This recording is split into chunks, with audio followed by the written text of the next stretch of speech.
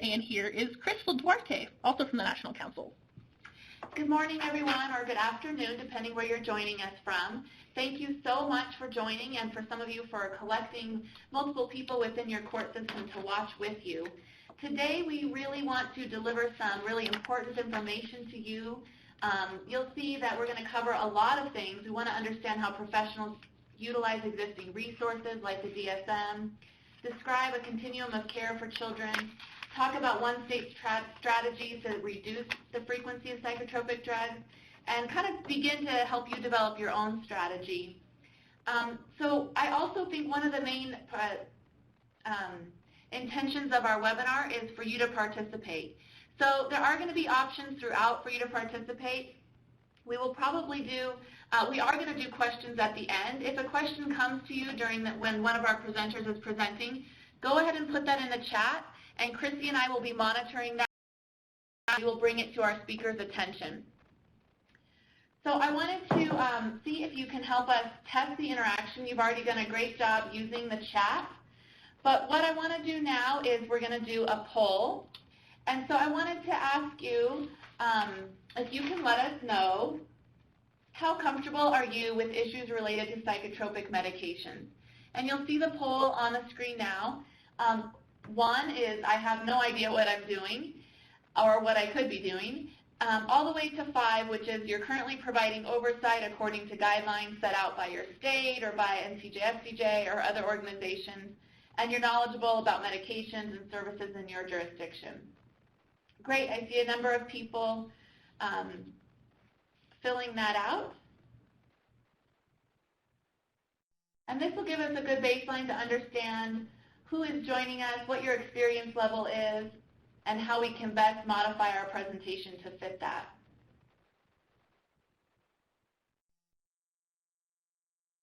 I guess, too, if you're joining with a group, you'll have to get a group consensus first. So that's great. It looks like we have people in all categories, which we are hoping to be able to accommodate on this webinar. Feel free to ask questions. We're going to revisit this poll towards the end of the webinar.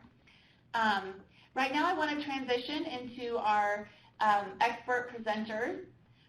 Dr. Kaliebe is a professor of psychiatry at Louisiana State University Center. Also at that same center is Dr. Joy Osofsky, an assistant professor of psychiatry. We have Judge Constance Cohen, a retired judge, and she's a judicial consultant for the Quality Improvement Center on Research-Based Infant and Toddler Court Teams. And Janie Huddleston, the director of the QIC for Court Teams. With that, I'll transition to Dr. Kaliebe and Dr. Osofsky. Hi, this is Chris Kaliebe, and since we have a lot to cover today, I'm just going to go ahead and get started. I'm going to try to cover a ton of material, and some of it is pretty in-depth, but first, I wanted to go through the learning objectives. We're going to provide some information about the disorders and sort of the diagnosis in early childhood, learn about effective ways to understand and evaluate and treat, provide ways to understand how medicines fit into that, learn about other things that can be done besides medicines, and ways to sort of help families be healthy and well. When I look up medications as a psychiatrist, I usually go to something like Hippocrates, which is a web, you can get it on your phone, and it's just much easier to access. Also, at the bottom of this slide, there's a nice National Institute of Medicine site. I usually don't use the PDR, the big old PDR. It just has so much stuff in it, it's over-inclusive. So, I think that's a helpful hint to get a quick, reasonable look at most medications. One of the issues that I think was important to start with is that the reality is young children do have symptoms and do have problems, and that we do really want to be on the lookout to find these problems in young children so that we can address them. And so, most of that addressing these problems is going to be figuring out what's gone on in this child's life, what has happened in their family, what kind of adversity they've faced, and then moving forward, hopefully, to provide a healthy path to wellness for the child. when you have a kid that has problems, you are going to at times want to put a label or sort of say what the problem is. And one of the problems with the way that we're currently addressing issues in young children is we've borrowed the diagnostic sort of system that we use in adults, which is usually based on the DSM, which is the adult, from the American Psychiatric Association. And those are labels that most people who work in the courts are familiar with, like post-traumatic stress disorder, depression, anxiety, ADHD, bipolar disorder. And so we do have to be careful with younger children using those labels. One thing is, a lot of times a kid will get a label for reasons that are sort of not just that the psychiatrist or mental health professional wants to label them. We have to give a label sometimes to do a referral. When I'm billing for someone, I sort of have to put in a label. I put in my notes sometimes like, this is just provisional, or sort of this is the closest estimate in the book.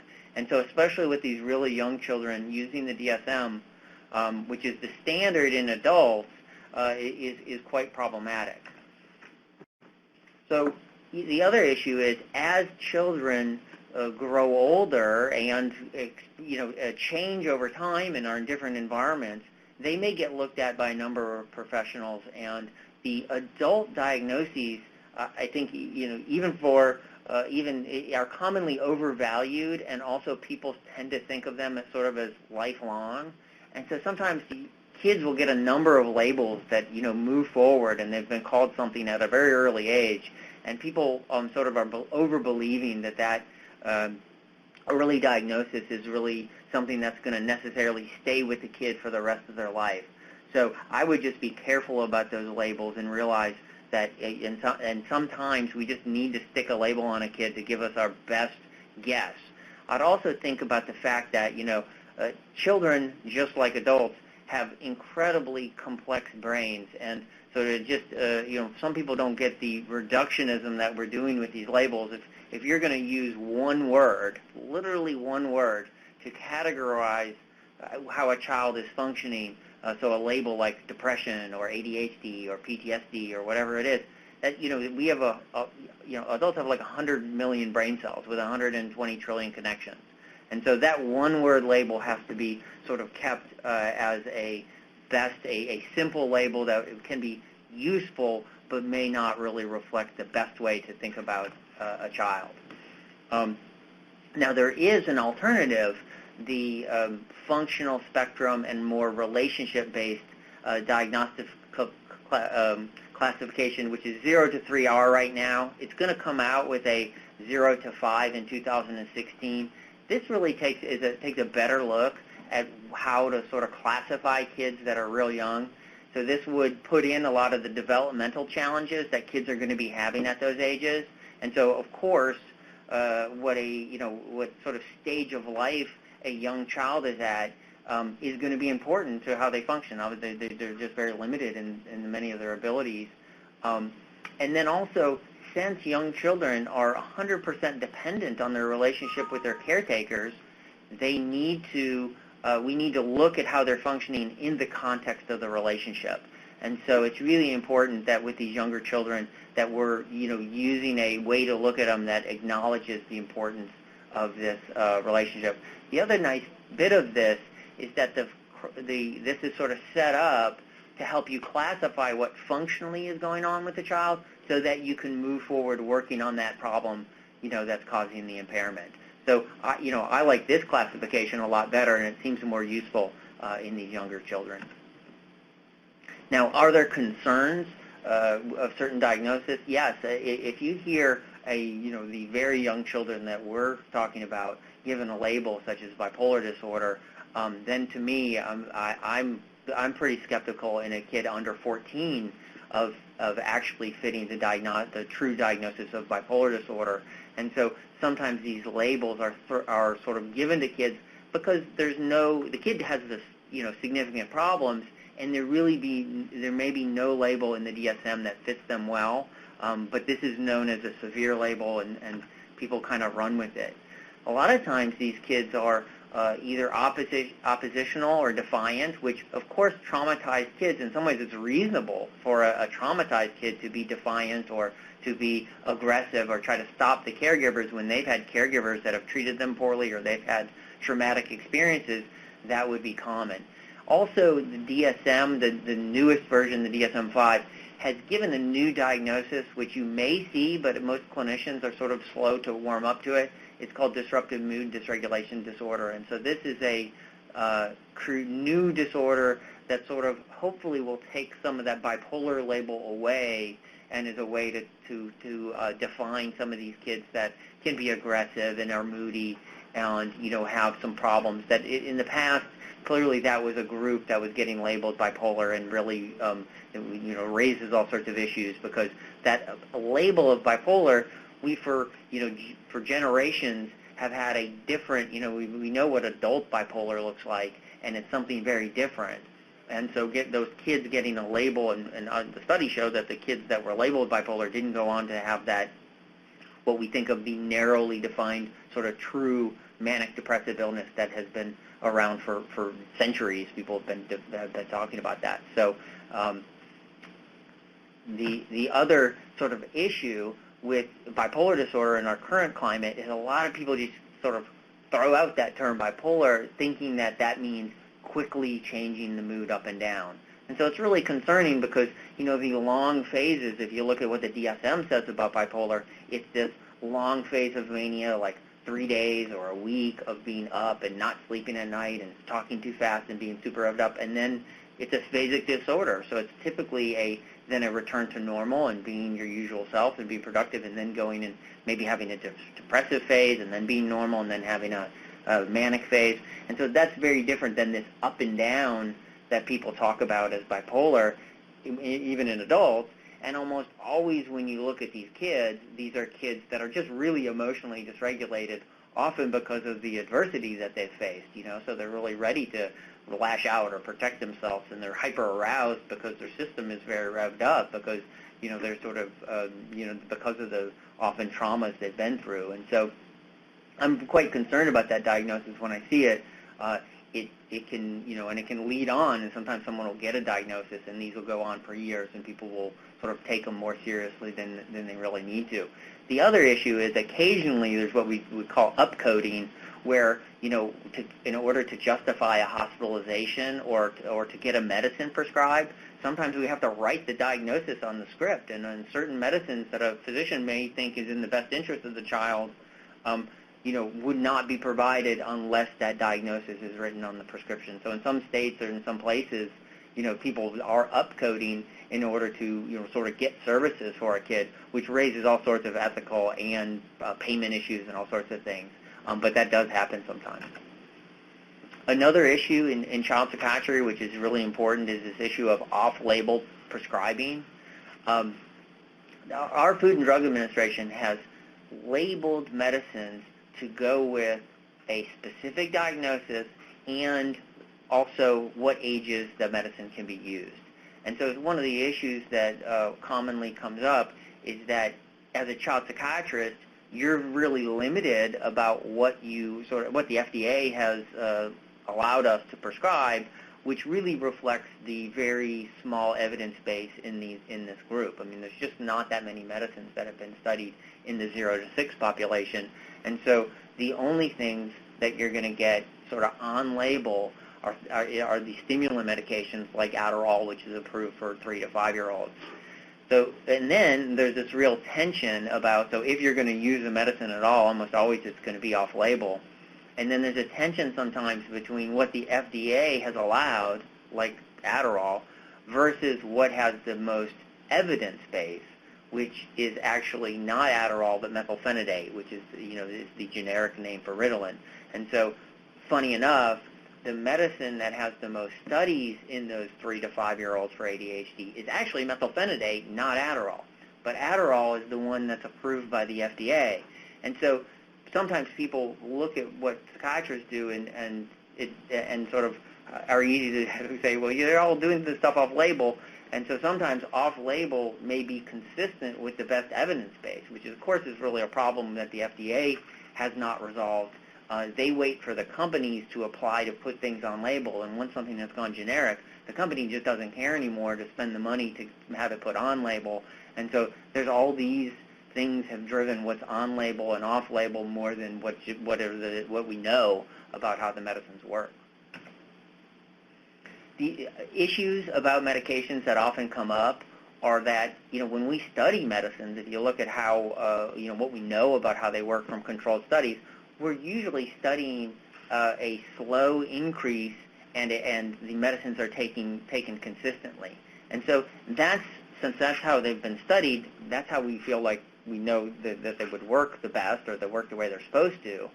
And it is concerning when medicines in this age group are concerning right from the get-go, but when someone is not using them as prescribed and going on and off, there can be all sorts of problems, and they may not get a lot of benefit, and they may get a lot of side effects. And here I just put this may in part depend too on how long the medicine lasts in the body. So, which we call the half-life of, and there's a couple medicines there that have longer half-life, so it may not be as big of a deal. The other issue is that we don't always take medicines on a daily basis. There's some as-needed medicines. In a crisis or sometimes for sleep, you can reasonably use some other medicines. This should be rare, but there are times that the benefits of medications in a crisis might outweigh the risk, and they're really not used consistently on an everyday basis, just sort of as needed. Another issue that often comes up with stopping and starting medicines is all that stuff that I just told you about is not quite exactly the same as what we do with stimulant medications, which are the main medicines for ADHD. Stimulants are really, I think, the best way for people who want to look at it in a simple way is it's like drinking a cup of coffee. So when you drink a cup of coffee, you get the effect from the cup of coffee for the next hour, 2 hours, 3 hours after the cup of coffee, and then it leaves your system and you no longer have the effect.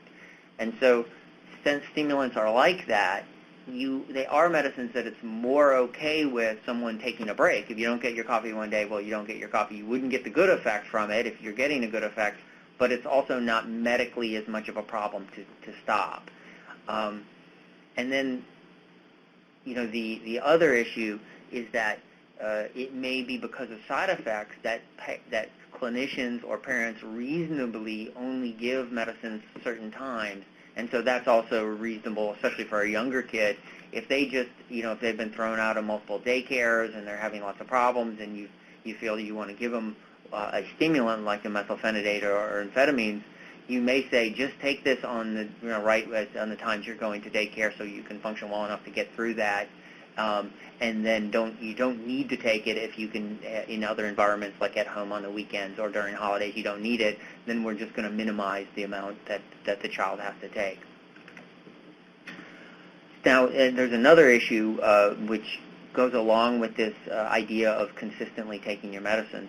If you do have a child that has been on a medicine, especially one of what I think of the big gun medicines like a Risperidol or Seroquel, I mean, these are powerful medicines, and when a kid has been on them for a while, if you abruptly stop those medicines, you can get a rebound effect and kids can get worse. And this is also, so if you take it erratically, this can happen a little bit, or if you take it consistently and then abruptly stop. And one of the problems too is that if you abruptly stop these medicines, you get this rebound and the kid gets worse, and then a lot of times people feel like, oh, well, look, they really do need the medicine because they got so much worse. Well, that may have been prevented if you slowly got off the medicine rather than abruptly stopping it. Discontinuation syndromes are sort of very similar to rebound, and we do use in younger kids sometimes medicines that decrease blood pressure, like 10x or clonidine, and so your blood pressure can bump up. So this is a concern with slowly coming on or off the medicines. And for professionals that work with kids, you kind of should think about whenever you come off of a substance, it's going to be the opposite of what the substance does. And we all know this from substance abuse. So if you are taking a opiate, let's say, and it causes constipation, part of your withdrawal syndrome would be diarrhea. So once you don't have that effect in the medicine, you will get a rebound. And sadly, we also can see this in the newborns or moms who breastfeed. If the baby has gotten those those chemicals and then no longer gets them, they can have a rebound effect in the same way. And so those are just things that it's good for y'all to know that can happen. Often I get asked about whether someone should have a washout or a period off of all their medicines to get a look at how they are functioning. That's a great idea, and I'm usually positive about that. Of course, you have to pick the time you would do that, so that the family and the child's not in a high stress time. The other issue is if you're going to take, especially a real young kid, and then put them in a place like a hospital, one of the problems is that the relationships are so important for these kids, and you're going to have to rip them away from their caretakers and their usual people that they interact with. And so I don't see that would be something that you would use that much in this population because of the stress of removing the kid from their current caretakers. With medicines, we often need to sort of monitor, and usually you want to get this monitoring, or you should always get this monitoring before you start the medicines. For stimulants, which are the ADHD medicines, they have some cardiovascular effects. They raise your blood pressure and pulse. And we don't consider, especially if these are sort of minor raises, we don't consider this to be dangerous. And those medicines haven't shown, if there is some small relationship to bad events cardiac-wise, it's so small that it's within the margin of error even when you look at tens of thousands or hundreds of thousands of kids. So we're really not sure if there's any negative cardiovascular effect, but we know that since they do raise the blood pressure and pulse, and there can possibly be, and it seems like maybe very rarely there is, you want to monitor those things.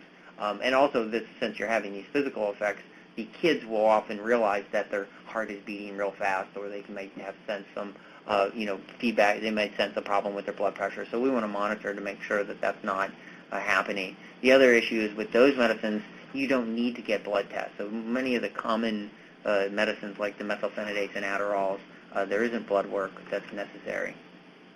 If you're using some of our antipsychotic and mood-stabilizing medicines, we definitely want to get blood work because those cause a bunch of metabolic issues. They increase your appetite, so you can gain a bunch of weight. You can get, they can induce diabetes. They can induce hypercholesterol and triglyceride levels. And so there's a number of issues. Prolactin can go up. And so there's just a bunch of possible negative metabolic effects from those medicines. And so you want to get the vital signs and monitor beforehand. And then there's guidelines about, but they definitely need to follow up on all that. These are the strongest medicines, and they do get used in the 0 to 6 population. So this is Joy Osofsky, and Dr. Kaliebe and I are doing the presentation together also to illustrate that it's a multidisciplinary team that works with young children. We too, psychologists, social workers, licensed professional counselors, do diagnose using the same DSM and DC 0 to 3, soon DC 0 to 5 diagnoses. One of the things to recognize, by the way, with DC 0 to 3R, which is the diagnostic categories that tend to be more representative of what we see in young children, they're often not reimbursable in states, so that we do have to fall back on DSM for our diagnoses, and they don't pick up the relationship issues as much. So one of the things that we see that comes up a great deal with referrals has to do with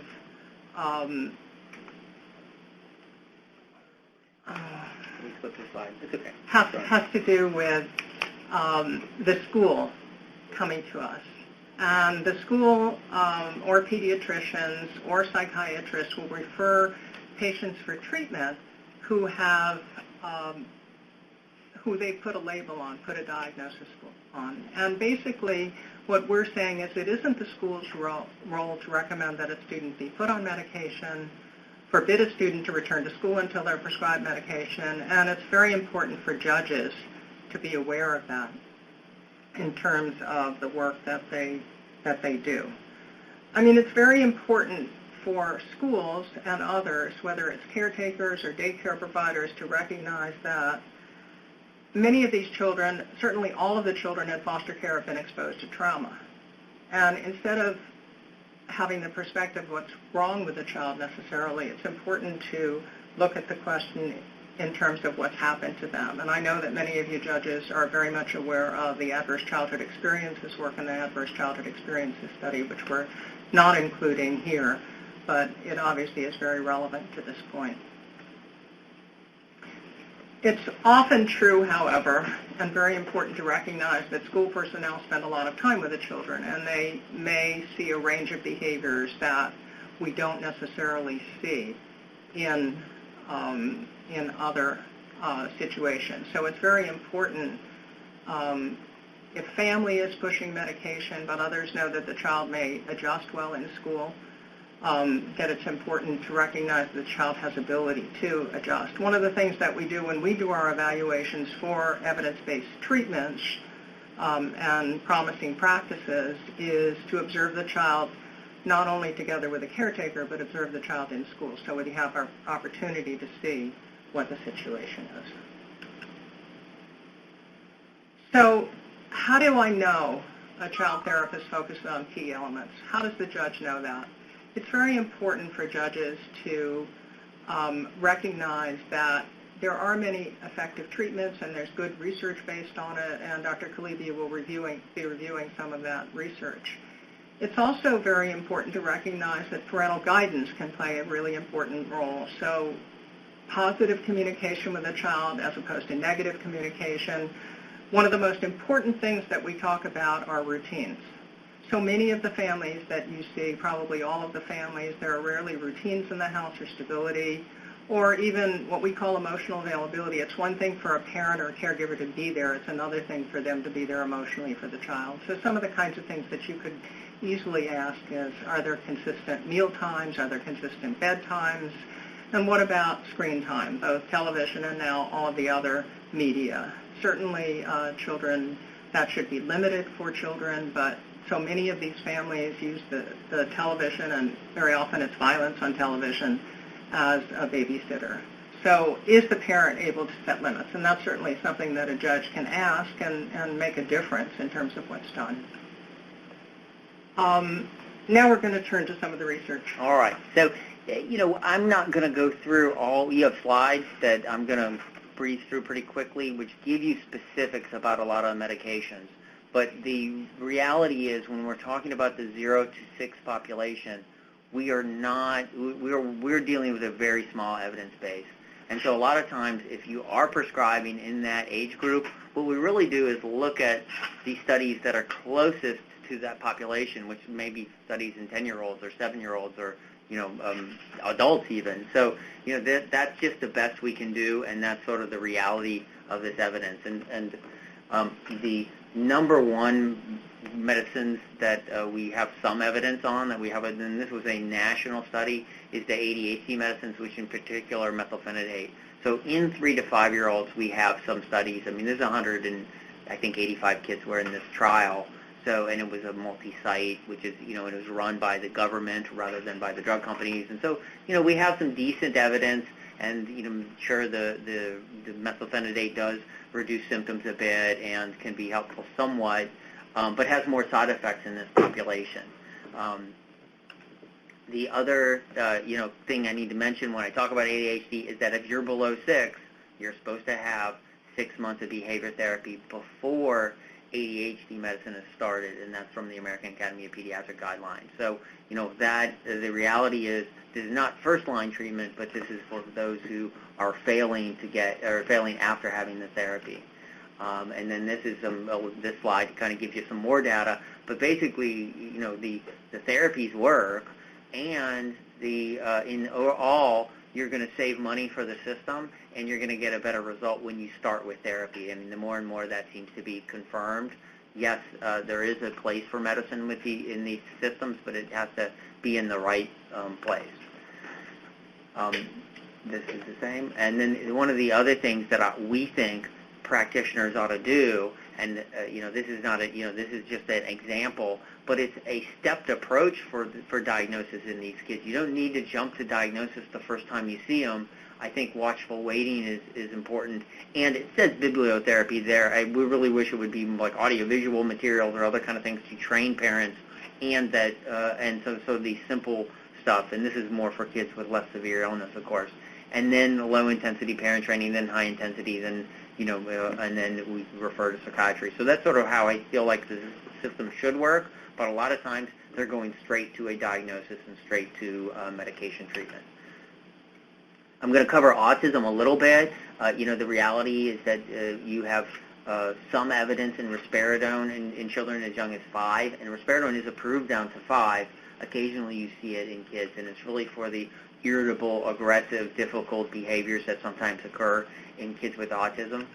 Autism has, if you look, there's a number of other medicines that have maybe one randomized controlled trial, and interestingly, omega-3s, which is fish oil, has some good studies, does have a study too. And so, yes, it is. These medicines can affect some of these problems that come up in autistic kids, and there is some evidence. It's, sparse evidence, but this is what we're working with.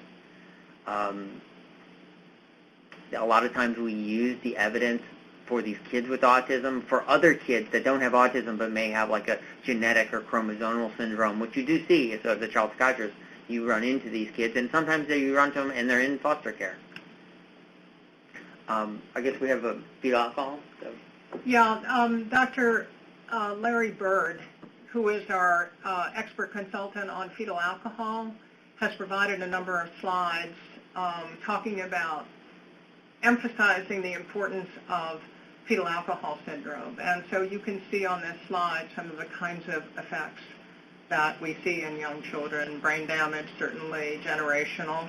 And often fetal alcohol is undiagnosed, frankly, and that's one of the reasons that we emphasize so much training in infant mental health and working with young children, because it actually can be recognized if people know what to do for it. And as you see in the last bullet, the course is definitely modifiable with fetal alcohol. This slide just shows the effect of alcohol use among pregnant women and how often it is used at various months of pregnancy. One of the issues that you see is much more use of alcohol very early in the pregnancy, because often women don't realize they're pregnant at that point. But even after they realize they're pregnant, you do see a lot of alcohol use, certainly more than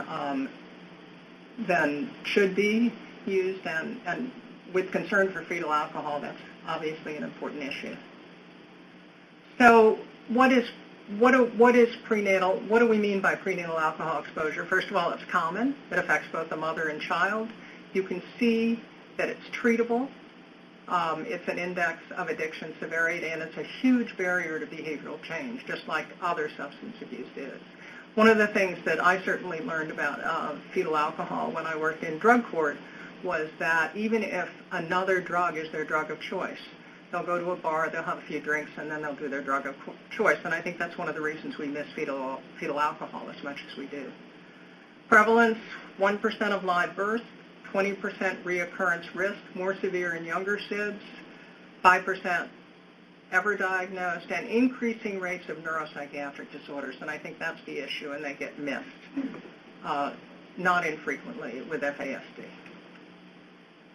And what's very important to recognize is the percentage of disorders comorbid with FASD, and this is actually data that Dr. Bird put together, not just from his work, but from work around the country and around the world. And you see, not surprisingly, a high comorbidity with ADHD and ADD. And then one of the other things that's very important to recognize is that third, learning disability, comorbidity with learning disability, the oppositional defiant disorder, and part of it relates to the fetal alcohol, and another part of it also probably relates to the dysfunctional parenting that accompanies, because one of the things that helps fetal alcohol is to have stability and all of the kinds of things that we've been talking about. So, all right, Dr. so Kaliebe. I'm going to keep reviewing a couple other challenges that can come up in young children with anxiety, This is one of those things that very rarely should be pharmacologically treated in very young children, but occasionally, if you have a super anxious kid and they've failed, the recommendations are they've failed 12 weeks of therapy first. So you could start with like a microdose, and that's sort of what the recommendation is. There's no evidence for the use of medicines for PTSD or depression in this age group. They don't beat placebos. They barely, even for PTSD in older children, there's no evidence. And for depression in children, it looks like really just Prozac just barely beats placebo. So there's just not that much evidence for the use of those. But I do contrast that a little bit for anxiety. It does seem like with the older children, with a number of anxiety disorders, that the medicine can be helpful, and so we can extrapolate down a little bit for the younger kids. But like I said, it would be a rare event to use it.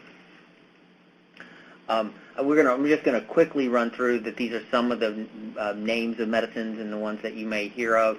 I'm not going to mention them all, but I would just say stimulants. There's sort of the famous ADHD medicines. They're really divided into the amphetamines, which is like the Adderall and Vyvanse, and the methylphenidates, which is many like the Concerta, Ritalin, Daytrona patch. And so those are the ones we use the most of. But you may also hear Strattera, Intuniv, clonidine, and so that's sort of the group that we use. So we use, I had mentioned the SSRIs. Prozac or fluoxetine is the one that sort of seems to beat placebo in the older kids for depression. For anxiety, we usually use Zoloft in kids because that's the one with the most studies. Funny enough, it's not approved for most anxiety disorders, even though it has the most studies. And then occasionally the other sort of antidepressants that are not SSRIs are occasionally used. Antipsychotics, there's a whole list of antipsychotics for adults that sometimes you see in kids. Obviously in the 0 to 6 group, there's very little evidence base for it, but they are the sort of strongest medicines, and so sometimes they get used. Once again, the mood stabilizers can be very strong, occasionally are used, but would probably be rarely in this group. Sleeping pills, it's unfortunate, but many people are now giving different either melatonin or sleeping pills to very young children and sort of thinking that it's okay. I don't think it's so okay. I think it's a problem in that there's something wrong if kids are not sleeping right, and that is what should be addressed. So to wrap up, foster families are really in a tough pickle sometimes with these kids, especially the ones that are really developmentally delayed and can be really aggressive, cannot sleep well, and you see sometimes that these kids end up on risperidol or some of the very risky medicines, but they can be really helpful. And so, especially in a crisis, this seems to be, can be wise. In this type of kid with the developmental disabilities and autism, and that's young, like a 3 to 5-year-old, you're really, ADHD medicines usually don't do that much for them. So you're left sort of, if you're going to use something effective, it's usually the stuff like risperidol. The other issue that many practitioners would emphasize is sometimes after some medicine, the child is calmer, and then you can work on the parenting and other kind of issues. So if it's seen as a window to help stabilize issues in the family in order to get other stuff done, that can be reasonable. The children who are in foster care, we've seen that across the country have ended up on more medicines than they really should have, and there's a lot of factors. Part of it would be, poor medical practice, but it's often there's just not enough resources on every end because they take a lot of time to figure out what's going on and how you can help, and then they often really need resources on the other end, and they don't have enough people to advocate for them and stay involved and do information transfer and make sure that what's happening is really in the best interest of the child. So my message is that, there are times you can use medications in this group, but it should be very, thoughtfully done, and it's much better when it's really a group decision when everyone has sort of come together and there's lots of people in on it. And as you can see, Dr. Kaliebe is emphasizing that it's very important to have a multidisciplinary approach, and that's one of the reasons that we welcome me as a psychologist, Dr. Kaliebe as a psychiatrist, to work with judges, lawyers, and others involved with the court system for young children. And here, we are working closely with many people at NCJFCJ, including Judge Connie Cohen, who is going to give the judicial perspective through a case scenario related to why this information is so important for judges and how it can be used. And the goal here is to work directly with you, for you to identify questions that should be asked by the judge so that an informed decision can be made, and the role of the judge in terms of protecting the child in many ways, asking the questions, and also being able to provide information and get more information yourself for the family and the court related to use and misuse of psychotropic medications, because you, like those of us outside of the court, but who work directly with judges and others, are very concerned, as you are, about the best interest of the child. So at this point, we'll turn to Judge Cohen to present the case scenario. Thank you, Dr. Osofsky and Dr. Kaliebe. I want to welcome you to this aspect of our webinar, and just remind you that this is a little different. This portion is designed to be interactive. So we invite you to either raise your hand, which is in the top dark portion of the screen. You have a little icon with the little guy raising his hand. You can ask a question that way, or you can just go to the chat box, which is underneath the PowerPoint that you're seeing on your screen. We really do want to answer your questions, but we will not be doing it verbally. That will be at the end of the presentations. I'm going to begin and also end with reference to the resolution regarding judicial oversight of psychotropic medications for children under court jurisdiction, which was promulgated by the National Council of Juvenile and Family Court Judges. This was adopted in 2013 at the annual meeting in July. And it really does serve as a bench card reference in many respects, because it provides questions that you should ask right there in within the resolution in order to provide meaningful oversight. Most resolutions, as we know, are aspirational, kind of a feel-good document that reaches beyond grasp, but not this resolution. It offers a roadmap to ensuring that only those children who can be treated in no other way, a less invasive method, receive these medications. And of course, the hope, the litmus test for success is an overall reduction in the use of these medications. So it's not just verbiage, it really is a roadmap. And if you haven't been able to download it, and I know how I feel, and you probably feel about being read to, but since there are several people in a room in many cities that are participating, I am going to read a little more than I usually would. Within the context of the resolution, the judicial oversight means at a minimum that each court is aware of every child who is being prescribed these medications and has very detailed information about the names and dosages, as well as other over-the-counter medications that are being prescribed, the reason for the prescription, what alternatives to medications have been considered, other interventions, effects of the medications, both beneficial and adverse, the name of the medical professional prescribing medications, their qualifications, and the individual responsible for administering the medication, because as we know, these children don't often spend every day of the week with the same caregivers. There should be protocols in place to maintain the medication regimen when it's important not to skip doses, particularly without interruption.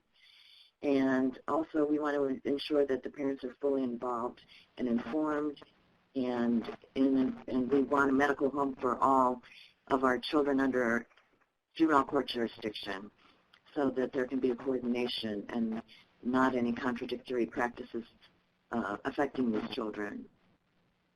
So the next thing I want to do is there is a case scenario, and I'm not going to read it in its entirety, but again, because not everyone has access to downloading a screen. Briefly, this is a case that you might recognize because most of you have had cases like this. The juvenile placed siblings Mara, age 2, and her brother, age 5, with maternal grandmother 3 months ago. Mom and her boyfriend were involved in substance abuse, neglect, and domestic violence. He's not the children's father. The children's father is incarcerated and is going to be deported when he is released in 4 years. Mother's not reported, but grandmother is reporting that Mother Jean used alcohol and other substances during both pregnancies. So Micah, he's a 5-year-old, and he's developmentally delayed and in the 15th percentile for height and weight. He's already been diagnosed with ADHD and bipolar disorder and is prescribed Adderall and Risperdal. And because these drugs are problematic with his sleeping patterns, according to Grandma, he's taking clonidine to offset these problems. And he's doing really better on the meds at school. And caretakers report that behaviors escalate during vacations when they aren't giving the medications. Grandma has heard that Depakote might resolve Micah's problems, and Micah's teachers strongly support evaluating him to see if there are additional medications, even though he's functioning pretty well in school. Little sister Mara has already serious disruptive behaviors, biting, tantrums, that kind of thing, even destruction of property, and has already been expelled from 2 daycares. And she gets worse when she's with Mom or Mom's boyfriend. She's a little calmer when she's with her grandmother, but is aggressive toward her brother. She has speech delays, didn't walk till she was 15 months, doesn't make eye contact, and resists soothing. Grandma thinks she's autistic and wants her to be evaluated, and thinks that medications might also help her. So these are the scenarios are designed to inspire your questions and your issue raising, so please feel free to raise your hand or go into the chat box that many of you have already used. This case scenario is available as a downloaded handout in the files to download section of your screen as well. And remember that the PowerPoint is also available for download. So to begin with, as we always do as legal professionals, we consider the source and the possible motivation for the information. We know that we get a snapshot. We might get different stories from different observers.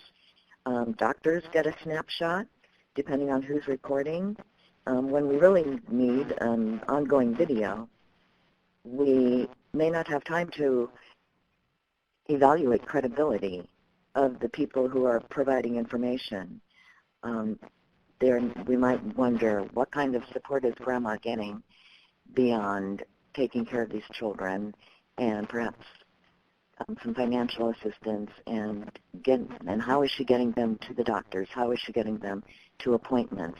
What other interventions does she have the knowledge or time to try out? And where is she getting her information? All right, she's heard that Depakote might resolve Micah's problems. She's reporting that teachers strongly support this evaluation, but that seems inconsistent with his behaviors better at home. Is Grandma just overwhelmed and not really able to explore other alternatives because Depakote is a fairly difficult drug to justify giving to a small child? And I'm going to ask Dr. Kaliebe to talk about that. I should also say, if you have a question that you would like a specific presenter, Dr. Kaliebe or Dr. Osofsky or I, to address first, you can just put a K or an O or a C, so you don't have to type those names and learn how to spell them. Has she heard about it on the internet? Has she heard about it from some other parent who's experiencing similar problems? Is she just so overwhelmed that she just wants these kids to be calm so she can sleep through the night? Is it accurate that the clonidine is really a good remedy, a good response when these other prescriptions are in use, particularly the stimulant Adderall? I'm not seeing any questions yet from our participants, so I'll ask Dr. Kaliebe and Dr. Osofsky if they want to respond. I know that maybe we could start with the Depakote, with Dr. Kaliebe, because I know you have something to say about that. Right. Well, yeah, so we often get requests from family members regarding specific medications, and they can have gotten their information about those medications from any number of sources. They, from where I sit, usually are overvaluing what medications can do, and they're often thinking that the next medication or some other medication will do the trick and kind of solve these problems. And really with both of these children, you have these complex behavioral problems with caretaking wrapped in, and a trauma history, and probably some significant neurodevelopmental problems due to the substance abuse during pregnancy, and now disrupted attachment and all those issues. And so it's not infrequent that families come in and are attached to a certain medication. And Depakote just is not, there's not much evidence base that Depakote would be an effective medication in this choice. And so this is just something that that we are often getting. But to me, it's usually they're just looking for the next thing because they want things to be better, and they want the child to function better, and sometimes or be less disruptive or annoying to them, unfortunately, is the reality too. And so you just have to try to piece through all this, and then, of course, getting the information, really what's going on at the daycare or the school or in other settings, can often give you more information than what the caretaker is giving you, because they're often not the best informants. And from a multidisciplinary perspective, as somebody who does not medicate, because I'm a psychologist but work closely with child psychiatrists, we get referrals like this not infrequently with young children who are on multiple medications, and even the idea of starting another medication. I really like this case scenario that Judge Cohen put together, because it's something that if you're not a child psychiatrist and not somebody who medicates, you really have to figure out a way to deal with this. So what I would do in this circumstance is get a background on the case, and I would call in a child psychiatrist to consult with me on the case. But there are so many issues that are contributing to the difficulties this child is having, way beyond what actually can be dealt with just with medication. For example, this child was expelled from one daycare center without any treatment or without any intervention. Of course,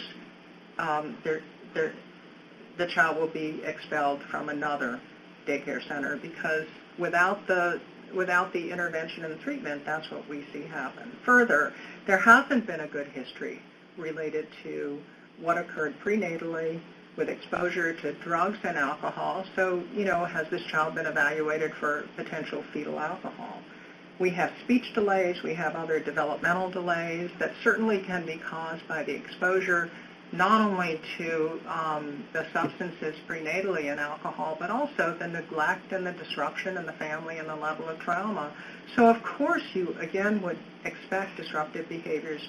Biting, hitting, tantrums is not unusual. When it gets to the destruction of property, that's more of a red flag for us in terms of things. But what I would do if I was referred a case like this or called upon to consult on it is say, we need to do a very good evaluation of this child. We need a psychiatric evaluation, and hopefully collaboratively with another mental health professional, because I don't see any record here that this child has had any treatment, whether there's been parental guidance, whether there's support for the grandmother, where the child tends to calm down a little bit more. And I also question why the behaviors escalate, not with the mother and the boyfriend, but in structured situations, which should help the child reorganize. So I think there are a lot of issues here, even way beyond the medication.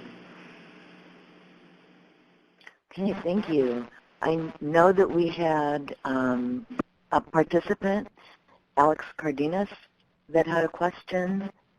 Chrissy, can we do the raise your hand, or is there? Yes, I just need to match up Alex to his phone number, so his audio will be unmuted.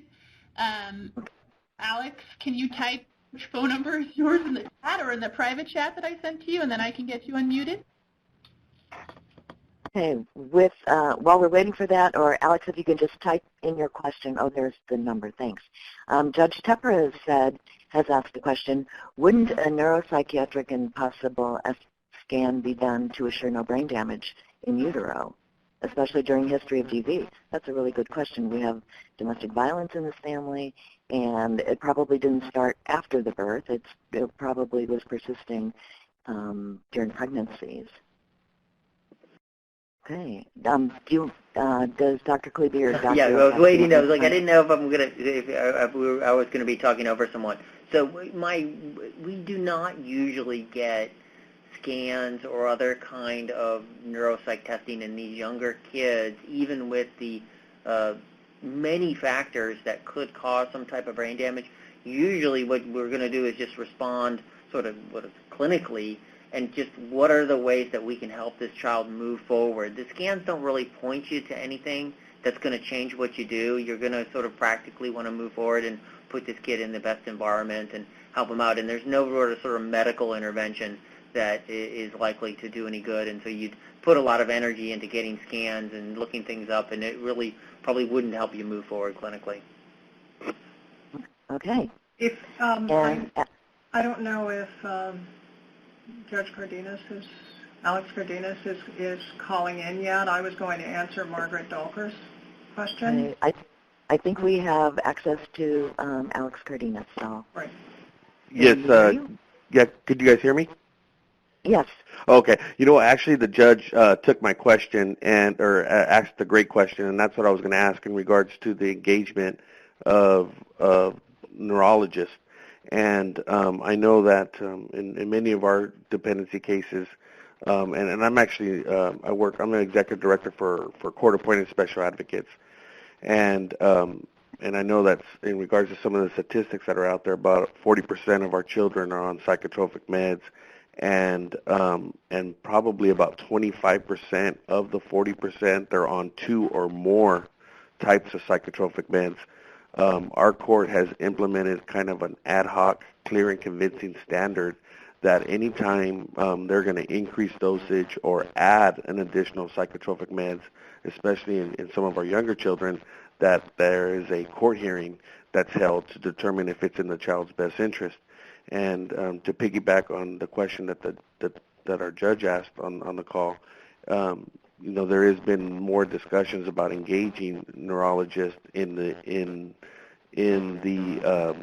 you know, from a team perspective on ruling out any type of neurological disorders or medical conditions.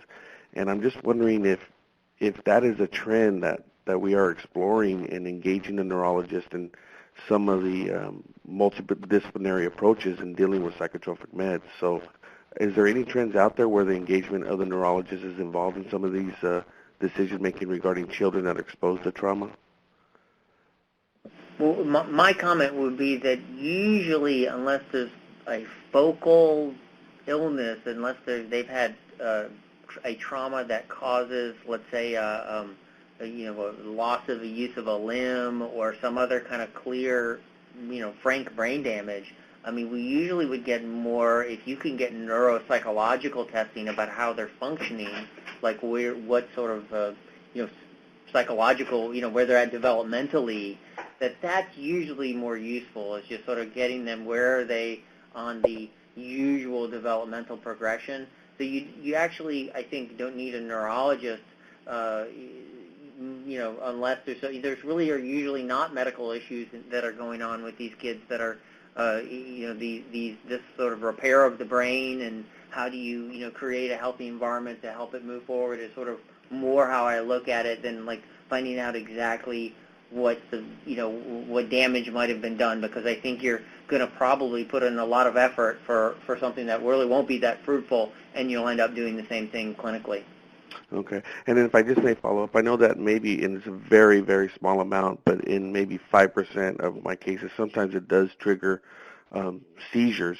And then when a seizure if a child does experience a seizure and then the referral is made to the neurologist, and this is I'm just substantiating it through my experience, that sometimes when they look at the medical plan or they look at the prescription plan, that sometimes the neurologist is not in agreement with the prescribed medication, and also has a tendency to change or make recommendations for changes in the medical or in the prescription medication, especially in the areas of psychotropic meds. So again, very, very small amount of the children that we have dealt with have actually had seizures, and then that seizure produces a referral to the neurologist. When it goes to the neurologist, then there's a complete change in the prescription medication plan. So is there, again, I guess my question would also be, so in those cases, is there opportunities for both doctors to discuss and come up with a comprehensive plan to address, I guess, both issues, the behavioral and the possible seizure disorder? Yeah, for sure. Those two physicians should be talking to each other, right? So it's not appropriate for the neurologist to straight away change the psychiatric medications, and sometimes some of the medicines we use psychiatrically can make a seizure more likely. Plus, there are medicines that we use psychiatrically that would make a seizure less likely, right. So some of the seizure meds. And so the coordination between those two professionals is important. Also, you had mentioned that a lot of times you have patients that are on multiple medicines. I don't know if maybe the neurologist was just frustrated about what he saw as over-medication. I'm not sure why they would change like that. The other issue is there is some professional overlap in that some child neurologists end up sort of functioning like a child psychiatrist, who are usually the ones who are dealing with these behavioral issues. And so I wouldn't say that there are not child neurologists out there that are adept at using some of the same medications and doing this. It's just not the usual child neurologist. Usually they stick more to seizures and such. Yeah. Okay. Thank you, sir. Thank you for your question. Our time is really ticking by. We do have time for this question, though, that's on the board. Dr. Osofsky, will you talk about how CPP, child parent psychotherapy, assists with behavioral issues? Yeah. That's a good part first. Thank you, Judge Cohen, and it's Margot Delco's question, and I think it's a very important one, actually, for a case like this. So if we're referred a case like this for the evidence-based child-parent psychotherapy, which is our treatment of choice for young children, obviously we're going to address relationship issues that are occurring in this child. We would need to take a multidisciplinary approach for a case like this, because we obviously need a child psychiatrist to consult on the use of medications. We also would be visiting with the school to see how the child is doing in school, although now the child has been expelled from another child care center. But we would try to see if we could observe the child in a number of different settings. But how child-parent psychotherapy could assist with these kinds of issues is we would evaluate how the child functions in different relationships, how the child functions with the grandmother, and what additional kind of support the grandmother might need, since the child tends to calm down some with her. Then we would see how mother, I assume the mother's still in the picture here, is progressing with her substance abuse issues, and see what that relationship looks like with the mother. And then what we would do in terms of helping the court is report to the court related to what we've been able to learn from our evaluation in terms of how the child can function in relationships that are better for the child, and what's positive about the child's capacity. We would also, in our work with child-parent psychotherapy, address additional referrals. For example, for the speech delay, not walking until 15 months, as long as it's a little bit older, but not that old. But certainly the speech delays, the eye contact. Does that child show eye contact with the grandmother, or is there no eye contact at all? So another thing that we would have to do is we probably would do for potentially, I know autism's been mentioned, but we certainly could do an evaluation to rule out autism in this particular case. So we would have to do a lot of evaluation, but we would also, what CPP would add is evaluating the relationship and the child's capacity for a relationship, which is very important. And you asked whether we're recommending the CP therapist observe the child at the daycare center. Yes, we observe the child in the daycare center, and we observe the child with the significant caregivers in their life, because we have to evaluate the child's capacity as well as the relationship capacity for the family.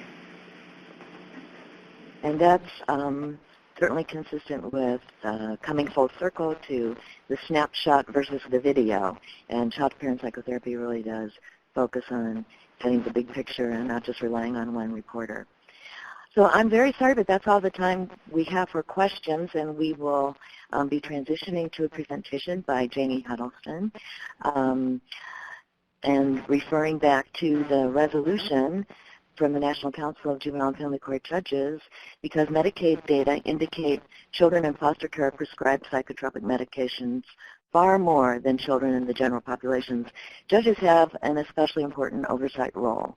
But as we know, legal professionals are poorly equipped to transform a system without collaboration. So we need to get the right people at the table, and it's comforting to know that this resolution isn't just verbiage. It really can be done, and it has been done.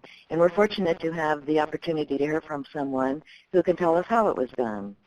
Janie Huddleston previously served in leadership positions in a large child welfare agency. She was director of the child welfare agency in Arkansas, but before that she was deputy director. And as deputy director, she was able to bring Medicaid, behavioral health, and the child welfare agency to the table to collaborate in order to develop a strategic plan to significantly reduce the use of psychotropic medications in Arkansas. She is currently our director for the Quality Improvement Center for Research-Based Infant-Toddler Court Teams, and now she's going to share her experiences of success in the state of Arkansas. So, Janie, I'll turn it over to you. Thanks.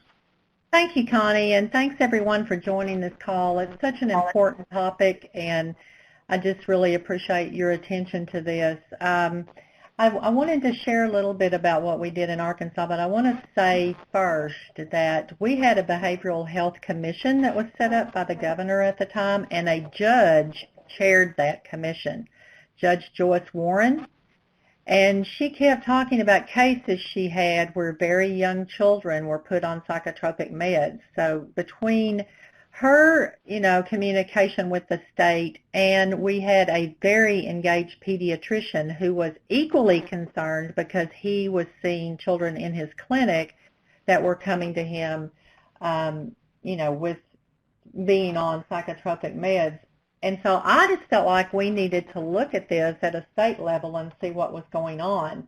The next slide shows you kind of what we found out. We started this work back in 2002, 2003, and the percentages probably won't mean much, but let me just kind of translate that for you. So the kind of tan bars are on the left side are foster children that the green that are less than 6 years old and on psychotropic meds, and at any given time that was 20 to 50 children in our foster care population.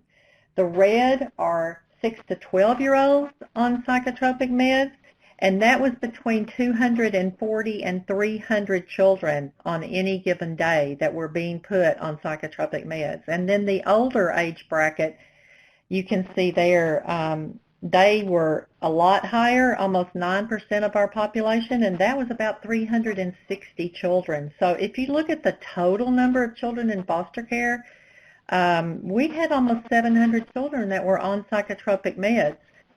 I became even more concerned after we had one of our older foster care children commit suicide while on medications and not being seen regularly by a psychiatrist or a psychologist after being put on these meds.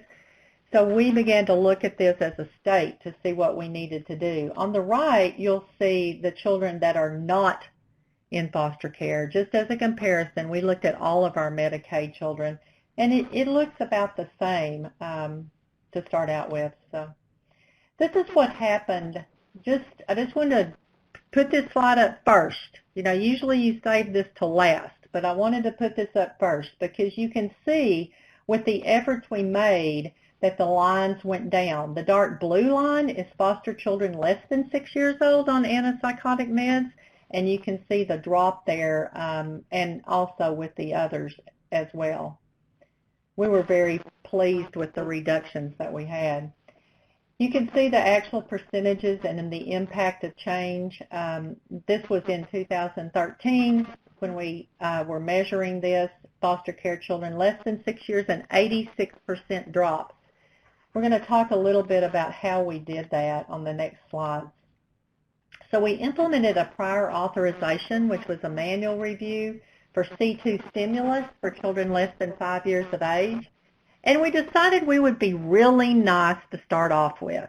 So we're just going to do a little educational program.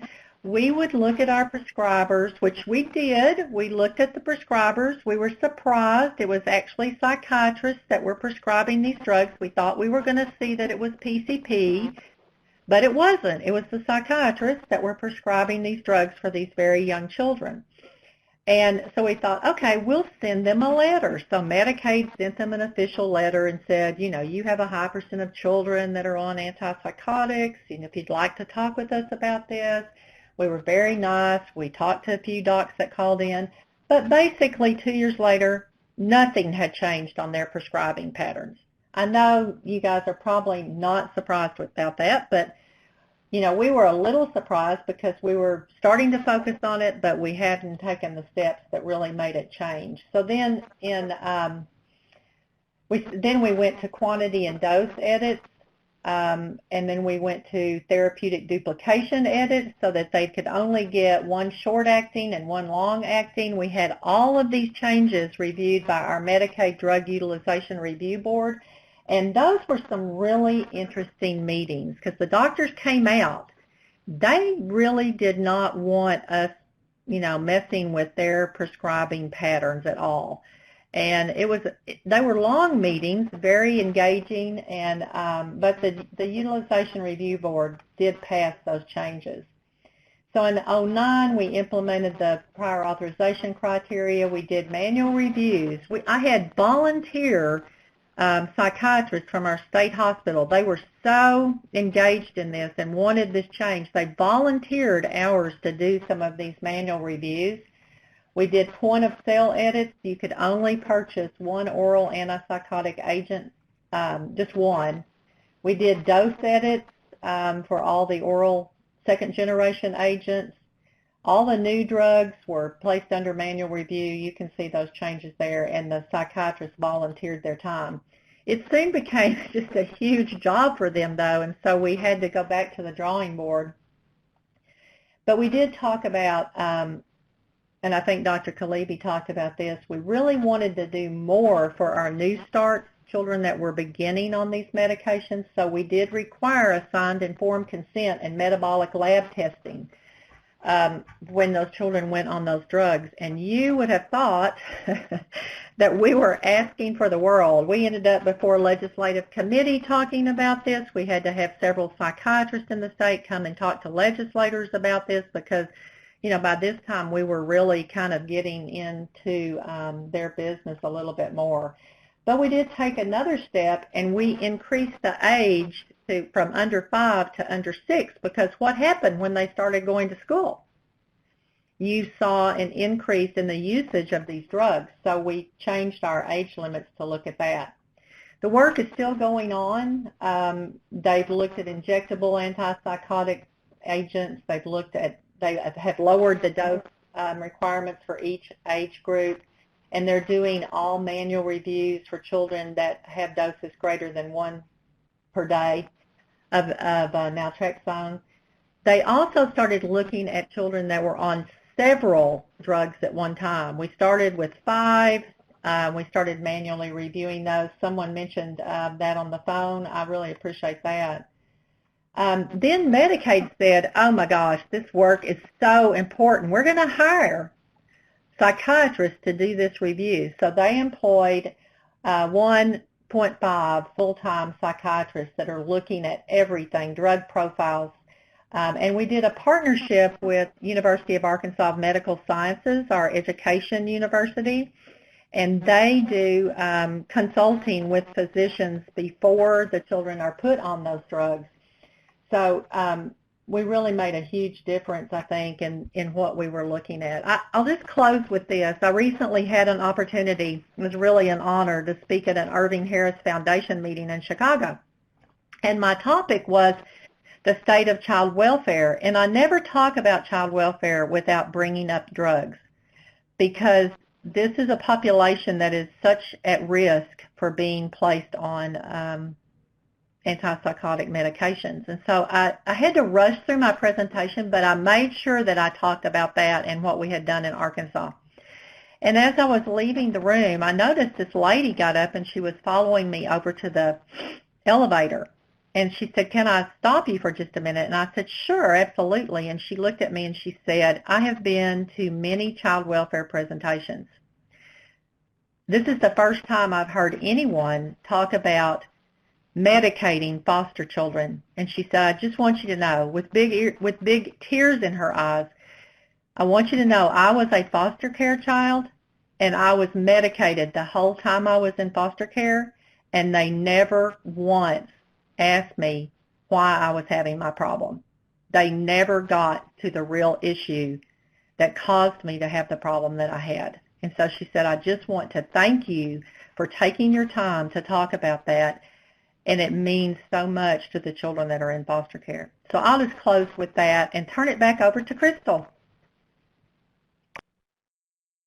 Thank you, Janie, and thank you to Dr. Kaliebe and Dr. Osofsky and Judge Cohen. I know we had some questions remaining from our last section, and there's probably questions that have come up for Janie.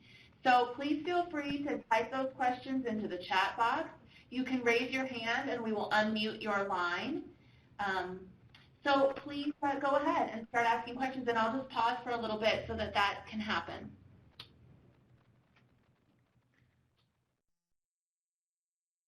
Alex, I see your hand is raised, but I don't see your audio connected on here, a phone line for you.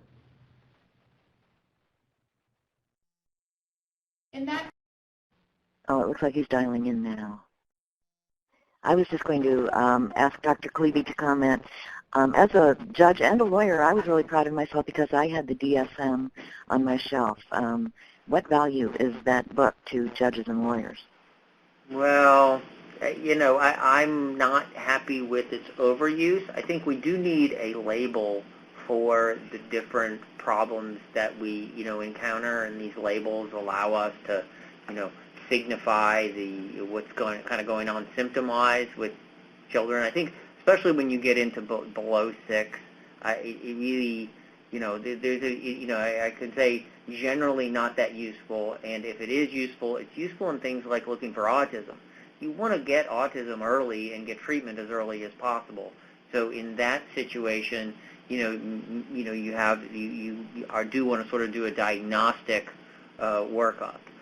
But for most of our kids, especially the ones that are court involved, you're going to have complex mix of neurodevelopmental and attachment and trauma-related stuff. So yeah, the DSM doesn't really tell you that much. As you get older, it becomes more, sort of usable. But I think even in adulthood, I'm kind of skeptical that with the dominance of the DSM and how that's become what we would usually say is we would like a biopsychosocial formulation, which would end up being really a narrative about all the biological, psychological, and social factors. And to me, that's an appropriate way to look at human problems rather than by diagnosis. Thank you. I was just going to say we have agreement from another mental health professional, too. We're forced to put down diagnoses in order to get services, reimbursement, and we have to compromise and find some diagnosis. But people, even if you're if you're thoroughly well trained in the area, you're not always 100% comfortable with the diagnosis you have to put down. Hey, I just saw this, what about nutrition, exercise? I'm a really big fan. There's a lot that can be done for these children. I know we focused on the medication today. Movement and exercise are really, really important and really therapeutic, especially for traumatized kids. And so there's a lot there. biofeedback is excellent, but you don't even need biofeedback. Self-regulation techniques such as breathing exercises, progressive muscle relaxation, mindful meditation. There's so many things. Now, when you get in with the real little kids, it really has to be a dyadic regulation. But those are things that, are really putting health into the hands of the individual and are incredibly important. Nutrition, if your brain doesn't get the things that it needs to function right, it won't function right. Pretty crappy diet has been associated with more, your IQ tracks slowly down over time, more ADHD, more problem focusing, worse achievement in school. Nutrition is huge. The only one that I would throw on there too is you got to stop these kids from having a screen in front of their face all the time. That's something we're always seeing, and it really, it's sensory overload for kids, and a lot of them, even the young ones, are up really late at night with a screen, and they're just not going to function well the next day.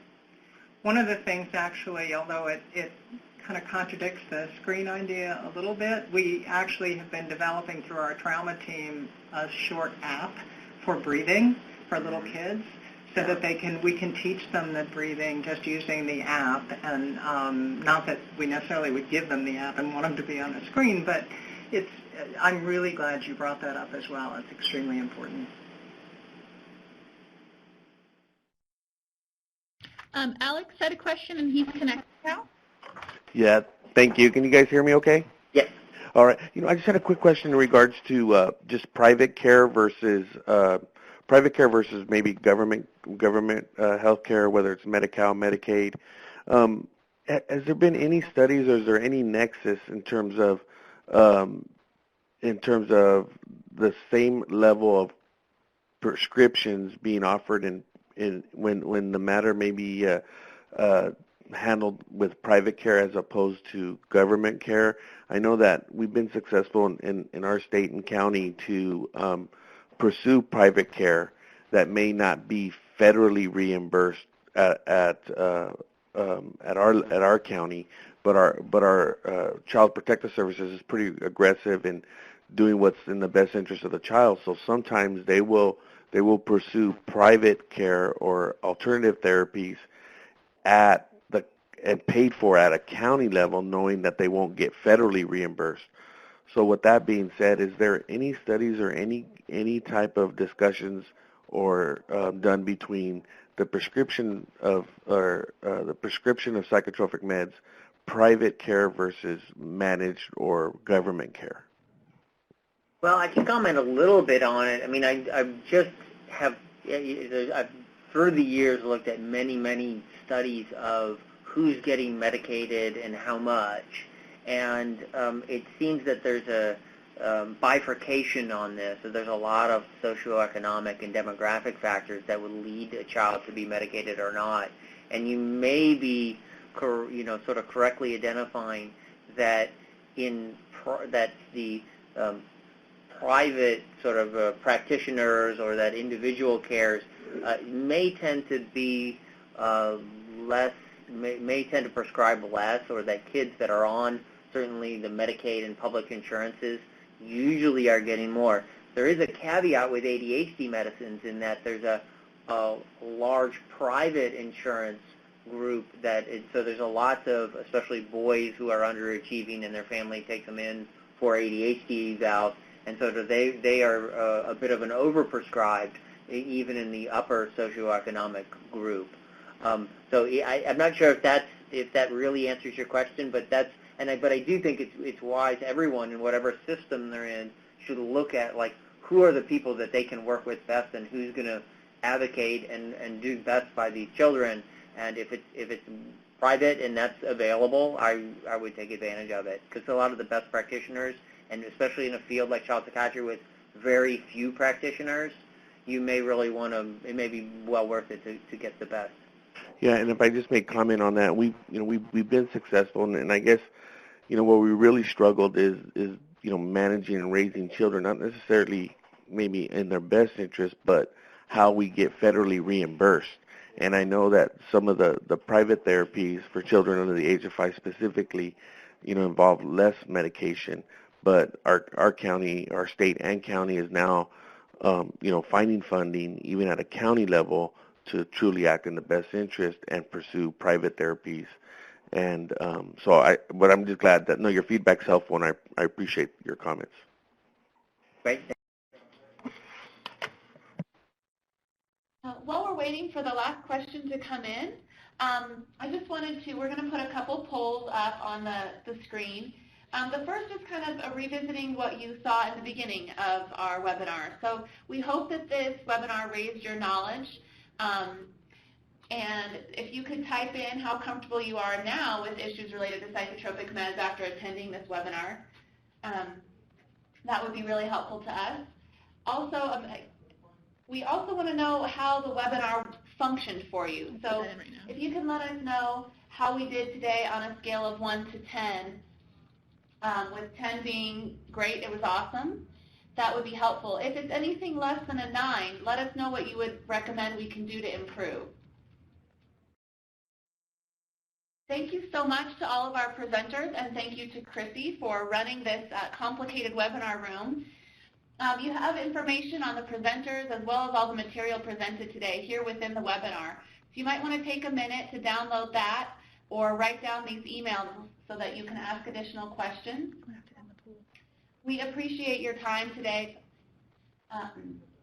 and good luck in all the work that you're doing.